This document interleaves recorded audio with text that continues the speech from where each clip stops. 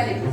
C'est la pièce la plus jouée en France et à l'étranger. C'est une comédie. Sylvia doit se marier avec Dorante, mais elle n'a pas du tout envie de se marier avec un homme qu'elle n'a jamais vu.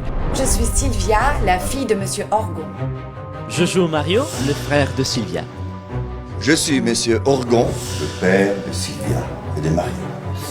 Elle demande à son père l'autorisation de se déguiser en servante pour mieux observer son futur mari.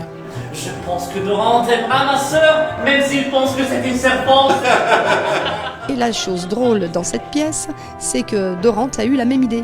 Il se déguise en son valet, Arlequin, et Arlequin prend la place de Dorante. Et de là, toute une suite de quiproquos. Je joue Arlequin, le serviteur de Dorante. Je suis Lisette, la servante de Sylvia. Je vous aime. Moi aussi je vous aime. Lisette rencontre Arlequin et elle pense être tombée amoureuse du noble. En revanche, elle est tombée amoureuse du servant. Donc c'est très drôle, aussi bien pour Sylvia qui tombe amoureuse d'un valet. Il y a quelque chose. Il y a quelque chose dans ta tête, mon frère. C'est donc ce garçon qui vient de partir qui crée tellement de l'embarras. Qui? Le domestique de Dorante? Oui, les galants bourguignons. Sylvia, c'est un personnage qui va être embarrassé tout au long de la pièce parce que malgré elle, elle va être éprise de Dorante. Quel malheureux déguisement.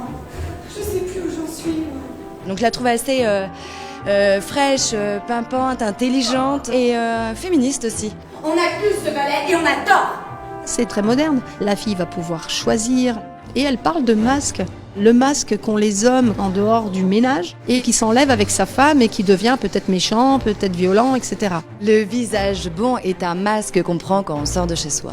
Et les jeunes peuvent se retrouver dans cette jeune adolescente d'il y a 300 ans. Et mon frère, vraiment, voilà bien notre nouvelle. Qu'est-ce que c'est donc? Ce n'est pas Bourguignon, c'est Dorante.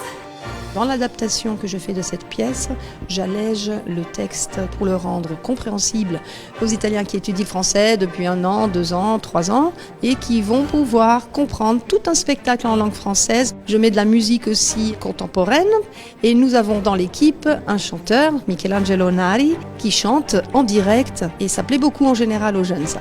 Ce sont les chansons du XXIe siècle et donc ça donne un petit peu de contraste, mais c'est très plaisant, on espère. En italien, on dirait que c'est une pièce frizzante, ça veut dire pétillante, pleine d'énergie, très dynamique, joyeuse. C'est Marivaux, c'est beau.